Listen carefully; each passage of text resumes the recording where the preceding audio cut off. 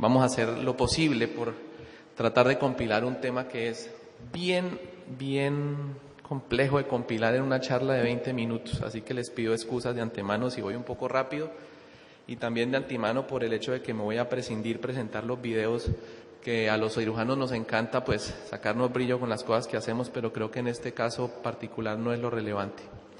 Esta es su casa, ustedes conocen el Training Center en Chile, que hoy en día tiene en Colombia un desarrollo en Foscal, en el Centro Internacional de Enfermedades Digestivas, y a partir de julio del 2013 en la zona franca Fosunap, en la ciudad de Bucaramanga. Tengo que declarar estos conflictos de interés, que son empresas con las cuales he tenido algún tipo de contacto en los últimos 2 años y que podrían, a juicio de ustedes, afectar algunas de las conclusiones que les voy a dar. Y fundamentalmente vamos a tratar estos subtítulos que, como les decía, pues no es nada fácil compilar un tema tan complejo, tan global como el cáncer de esófago. Vamos a hablar de unas generalidades como a manera introductoria de todos los ítems que les voy a tocar. Vamos a hacer un punto claro sobre lo que es el papel del ultrasonido endoscópico, sobre las opciones de tratamiento paliativo, el tratamiento de cáncer localmente avanzado, el tratamiento de la enfermedad temprana y las enfermedades premalignas y un mensaje final para la casa. Les hago una explicación un poco de este popurrí de todo lo que significa en cáncer de esófago. Si ustedes se fijan, estoy como planteándolo en términos de lo más grave a lo menos grave. Y es que esa es la manera como los cirujanos vemos el problema del cáncer de esófago y probablemente es una de las grandes diferencias que tenemos con los clínicos cuando nos enfocamos a un tema común como es el cáncer, las condiciones premalignas o el esófago de Barrett. Nosotros venimos de lo que es realmente agresivo y mórbido y probablemente ustedes vienen aumentando en esa morbilidad, pero yo he querido plantear la conferencia de lo más letal y de ese panorama sombrío que tiene el cáncer de esófago para finalmente llegar a un punto en donde seguramente vamos a tener muchos puntos en discusión, como es el tratamiento de las lesiones premalignas. Bueno, a manera de generalidades, esto simplemente para recordarles que el cáncer de esófago probablemente sigue siendo una de las patologías oncológicas más letales que existen. Y desde el punto de vista demográfico, pues es una enfermedad que todavía no se alcanza a terminar de entender. Si bien es cierto hay una gran incidencia en Oriente, también es cierto que en los países occidentales el cáncer de esófago viene creciendo, sin embargo parecen ser enfermedades diferentes porque en el caso de Occidente se trata más de una progresión desde el adenocarcinoma que viene heredado o heredando las consecuencias de un esófago de Barrett, mientras que en Occidente se trata más de cánceres escamocelulares. ¿Por qué les hago esta primera, digamos, advertencia? Fundamentalmente porque cuando se revisa la literatura y se manejan estos pacientes, se echan todos en una tómbola como única, pero no son las mismas enfermedades. Simplemente reconociendo esa falencia tenemos que seguir adelante con lo que estamos hablando. Y es que cuando hablamos de cáncer de esófago tenemos que hablar de diferentes tipos, pero yo fundamentalmente aquí me voy a referir en general al tema cáncer de esófago, tratando de tocar esa tómbola común que está compuesta por el adeno y por el escamo, fundamentalmente esos dos. Pues las diferencias histológicas que conocemos, pero fundamentalmente para ver que en lo microscópico lo distinto que se ven es apenas un pequeño reflejo de lo realmente diferente que son en la práctica clínica. Son dos enfermedades completamente diferentes.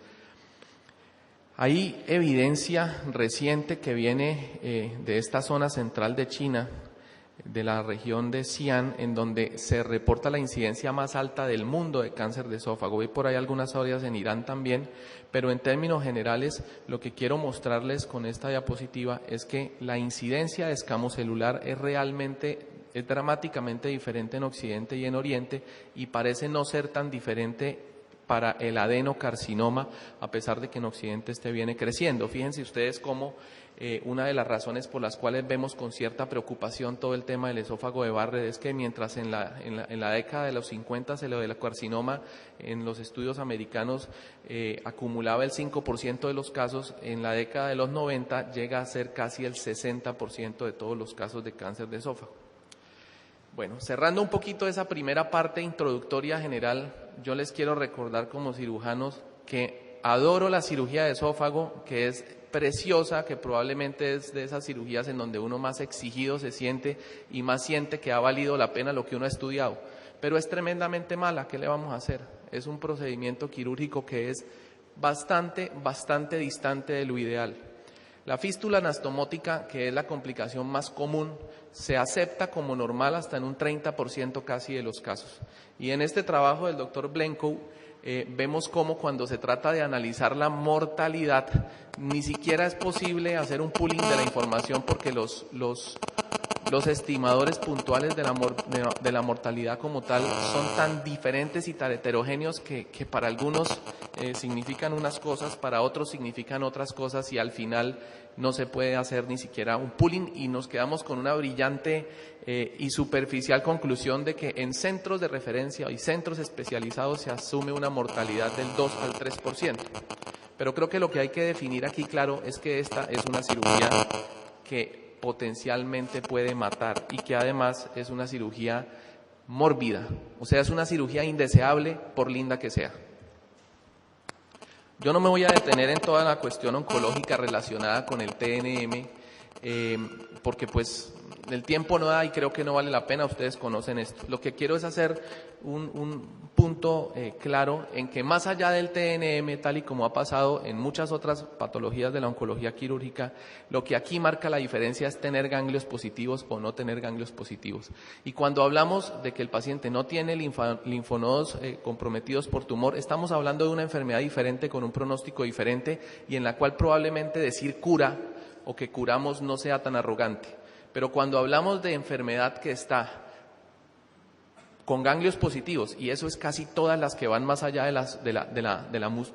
la propia intraepitelial del T, estamos hablando de una enfermedad que por mucho y que los libros digan que podemos curar, en el fondo si lo miráramos desde el otro lado como pacientes, estamos haciendo tratamientos quirúrgicos paliativos.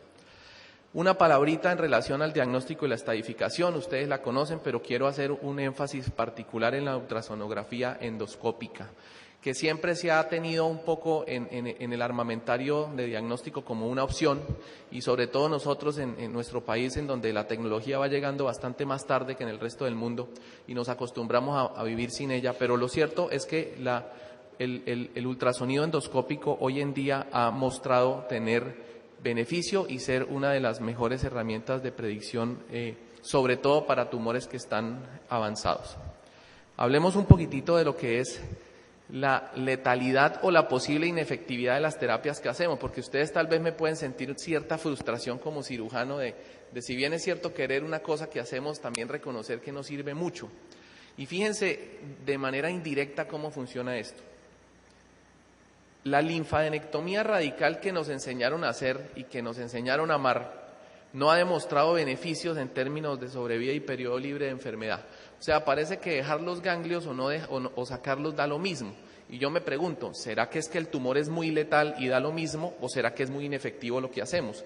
Lo cierto es que cualquiera de esas dos condiciones están hablando de que la cirugía es una no tan buena idea.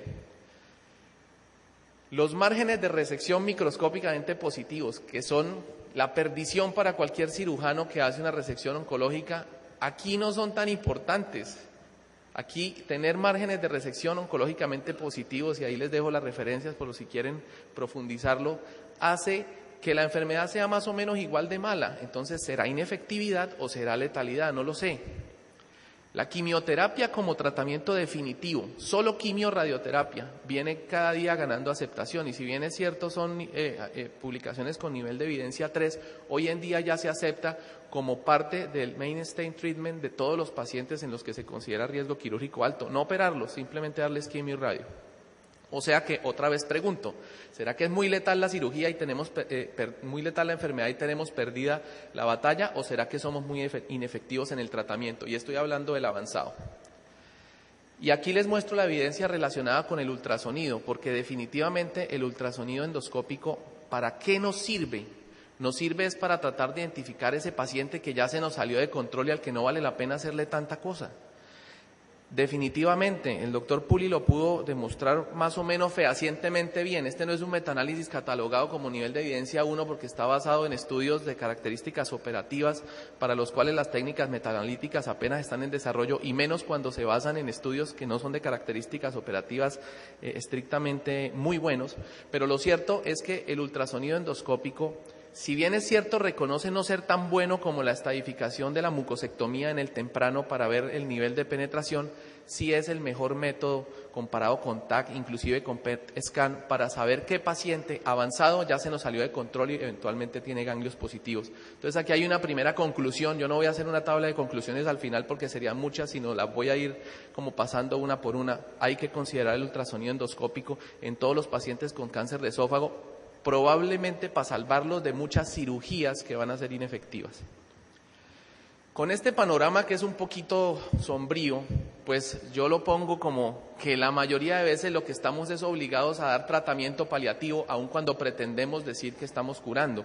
Y la verdad, aquí tomo una frase entre comillas que me enseñara alguna vez el doctor Jorge Segura, que en paz descanse y fuera mi profesor y maestro, y él reconocía desde hacía mucho tiempo en su sapiencia que probablemente la cirugía no era una muy buena idea y realmente lo que se trataba de buscar era restablecer las posibilidades de comer de los pacientes. Y pues obviamente pongo una foto de la alternativa endoscópica que nos ha permitido a todos pues resolver un poco el drama de lo que es operar un paciente para devolverle esto. Pero resulta que el tratamiento paliativo, y yo dije voy a enfocarme en los highlights, en los puntos claves en donde tenemos que ahorita a ponernos un poco de acuerdo en lo fundamental, que nos gusta y que seguramente nos ayudó. Hoy en día está siendo bien amenazado los stents por la braquiterapia de alta tasa. Un reciente estudio que está además muy bien hecho y con la certificación de la Cochrane Collaboration nos muestra que la braquiterapia de alta tasa en los lugares en donde está disponible tiene niveles similares de efectividad y seguridad y es mejor desde el punto de vista de la calidad de vida de los pacientes, que era un tema que veníamos un poquito controversial en relación a los stents. Así que eso es una segunda conclusión. Pensemos en la braquiterapia. Obviamente, seguramente los stents seguirán siendo parte fundamental del tratamiento, pero no se nos olvide que la braquiterapia existe y está disponible. Y seguramente, otra de las conclusiones de este estudio es que las demás terapias ablativas, paliativas, no se deben usar porque tienen más morbilidad y tienen menos efectividad en el tratamiento. Es decir, las ablaciones con argón, las retunilizaciones y toda esta cosa, siempre y cuando sea posible. Pasemos la página y hablemos un poquito de neoadyuvancia, porque estamos, fíjense cómo viniendo, ahora ya me estoy metiendo en los que nos le vamos a atrever a operar y a resecar. Y la siguiente gran controversia es si neoadyuvancia vale la pena o no. Los pros de la neoadyuvancia, por lo menos la lógica de que mejorarían la resecabilidad, disminuirían la recurrencia local, muchas veces es capaz hasta de desaparecer el tumor y en general, pues todos sabemos y nuestros amigos oncólogos creen que la quimioterapia la tolera bien todo el mundo, pero por otro lado hay algunos contras. De pronto se consideraría que eso es bueno para el escamo y no para el adeno, es costosa, puede tener riesgos tras tratamiento que pueden al final retardar el tratamiento definitivo que sea la cirugía y aumentar la morbilidad por los efectos de la radioterapia. Entonces, con ese panorama yo les zanjo la evidencia. Neoadyuvancia, sí, sí y sí. La quimio sola o la quimio con radioterapia mejoran la sobrevida y el periodo libre de enfermedad. No afectan significativamente la morbilidad quirúrgica y parecen, según algunos trabajos venidos de China, que parecen ser más efectivos en el adenocarcinoma que en el mismo escamo, cosa que antes se mencionaba. Ahí les dejo las referencias, una de ellas está bastante calientita, del 2012, pero probablemente el mejor de estos artículos es el del grupo del Dr. Buchler de Múnich, que está en el British Journal of Surgery. Listo, vamos a darle mi neoadyuvancia en lo posible a los pacientes. ¿Cómo los operamos? Y aquí tenemos otra gran controversia porque resulta que lo que dice la literatura no lo sabemos hacer en el país y no está disponible en el país. Se llama cirugía de invasión mínima. La esofagectomía, así como pasó con el colon hace una década y así como está pasando con el estómago, pues ya llegó al esófago. La esofagectomía endoscópica, ya sea translaparoscópica o tóraco-laparoscópica, tiene los mismos logros oncológicos, buenos o malos, que lograba la cirugía abierta. En mi sentir creo que pueden ser mejores, porque la cirugía abierta que nos enseñaron a hacer aquí era cero radical, era una disección medio a ciegas con el dedo y hoy en día con esto se necesariamente se resecan tejidos linfonodales a relación del tumor, y esto es un nivel de evidencia 1. Y ahora sí vamos a meternos con ese panorama un poco sombrío del cáncer de esófago que me toca a mí como cirujano lidiar, en el que como cirujanos y gastroenterólogos estamos lidiando, y es en el esófago de Barrett y cómo se ve esto desde el otro lado. Obviamente, si yo les muestro este panorama tan oscuro, ustedes entenderán por qué el Barrett causa problemas, causa paranoia, y si ustedes ponen en Google Barrett, la segunda palabra que aparece es cáncer. Hagan ese ejercicio para que se den cuenta. El esófago de Barrett es un problema porque apenas es la punta de un gran iceberg, que yo ya de alguna manera se los acabé de mencionar y lo voy a pasar rápidamente. Pero lo cierto es que hay una línea divisoria en donde el tema se pone del color oscuro que les acabo de mencionar con el cáncer, y hay otra línea divisoria en donde pasamos a un blanco, bastante blanco, en donde se toma la situación con mucha venialidad, y creo que ese punto de quiebre es la displasia de alto grado. De displasia de alto grado para arriba le vemos cara de cáncer, de displasia de alto grado para abajo le vemos cara de una enfermedad que no tiene mucho problema desde el punto de vista oncológico, aunque eso está tendiendo a agacharse un poquitito. Y voy a hablar fundamentalmente de la radiofrecuencia, porque pues es lo que hay en este momento en términos de actualidad. Lo demás pues son cosas que ustedes ya conocen.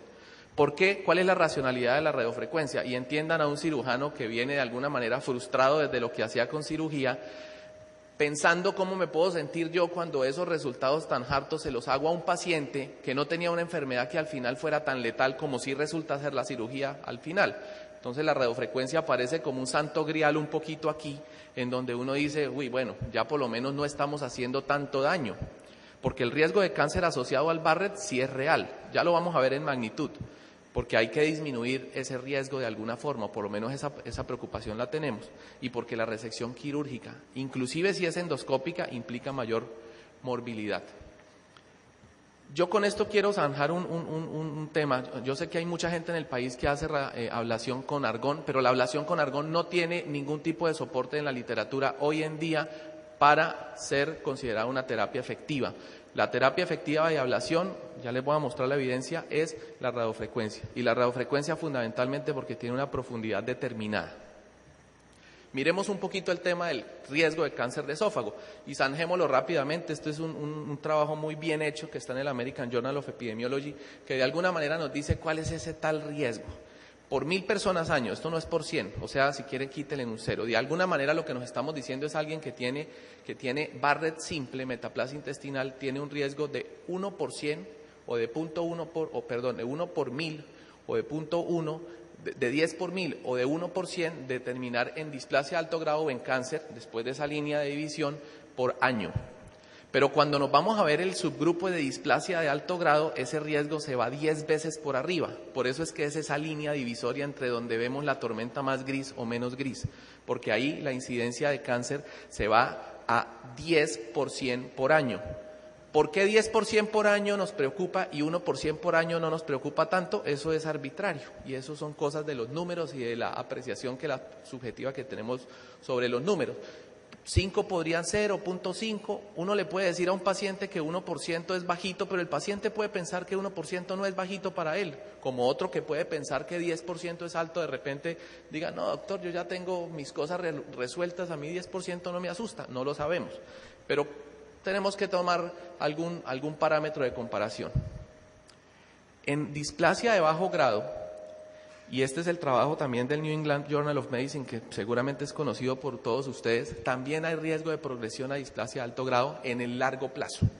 O sea que está en nuestras manos si tratamos esa displasia o la observamos hasta que toque tratarla y salvamos a una serie de pacientes. Pero lo que quiero decir es que hay que hacer una primera gran conclusión. Con diferencias significativas de magnitud, todos los estimadores de riesgo de adenocarcinoma justifican que tanto la de bajo grado como la de alto grado sean consideradas como entidades premalignas. Aquí, en términos de tratamiento de ese riesgo, que sería la regresión de esa enfermedad premaligna, la Biblioteca Cochrane en el 2011 nos resuelve la situación y nos dice: la única regresión posible demostrada hasta ahora con todo lo que se ha dicho es sacar eso o hacerle ablación. pero ni el manejo médico ni la cirugía, que sí son muy buenos para reducir los síntomas y las secuelas y la progresión, no han demostrado servir para echar para atrás eso. Hay información contradictoria, pero por lo menos esto es lo que el metaanálisis de la Cochrane nos dejó.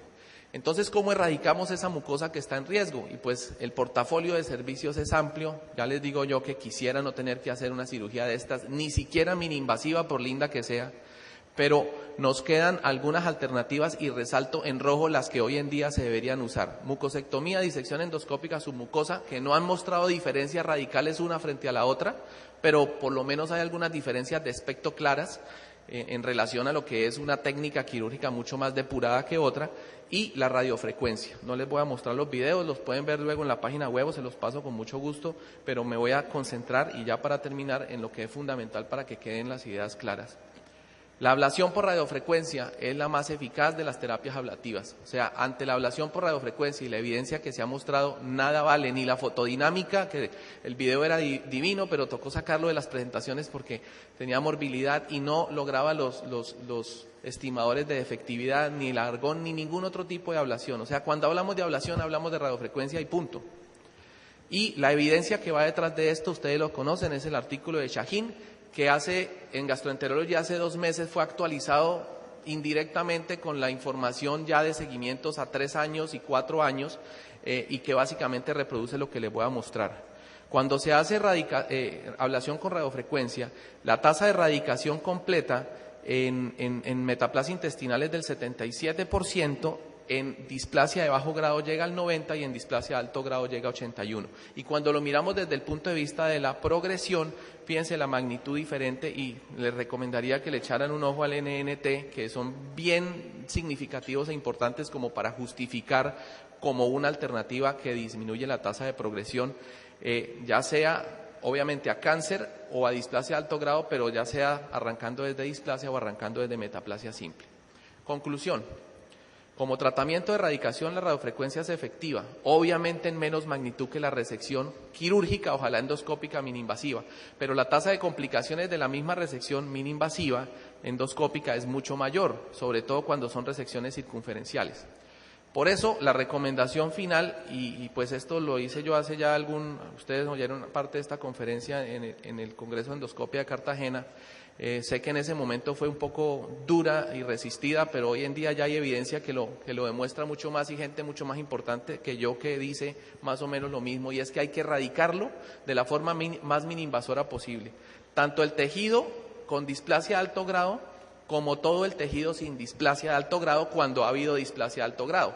Y para eso lo mejor sería hacer una ablación por radiofrecuencia de toda la zona y hacer resección de cualquier lesión visible o cualquier lesión identificada como una lesión con adenocarcinoma. Hace poquito nos pasó en Medellín, en un caso que ayudé a manejar, en donde no había una lesión visible y una biopsia nos mostró un adenocarcinoma, y le hicimos una resección, digamos, a ciegas, porque no había una lesión visible, y encontramos un adenocarcinoma que fue completamente resecado en el escenario de una ablación por radiofrecuencia. Por ahora, en la displasia de bajo grado vamos a seguir haciendo vigilancia. Vamos a seguir haciendo vigilancia endoscópica conforme a las guías que están recomendadas, sabiendo que ahí hay todavía mucho por mejorar, y yo lo pongo como en interrogación. En ese momento decía, estoy seguro que esto va a ser así, y luego la AGA me dio la razón. En las guías del 2011 de agosto incluyó la ablación por radiofrecuencia como una alternativa válida en el tratamiento de la displasia de bajo grado. Controversial, pero ahí está incluido dentro de las guías como una alternativa eventualmente. Un mensaje final para la casa, y me perdonan un poquito la frustración quirúrgica. Cuando hice mi maestría en epidemiología, tal vez como cirujano, el mejor mensaje que me quedó fue este, que es la introducción de la primera página del libro de epidemiología más potente que creo yo conocer, que es el libro de Kenneth Rothman. Él nos dice que la vida es una enfermedad incurable que se transmite por vía sexual. Creo que el cáncer de esófago nos lo recuerda. Y como el cáncer de esófago nos lo recuerda, desde el otro lado, como gastroenterólogos y como cirujanos, debemos tratar de encontrarlo temprano. Y ya sea que lo encontremos temprano o tarde, seamos lo menos invasores posibles. Muchas gracias.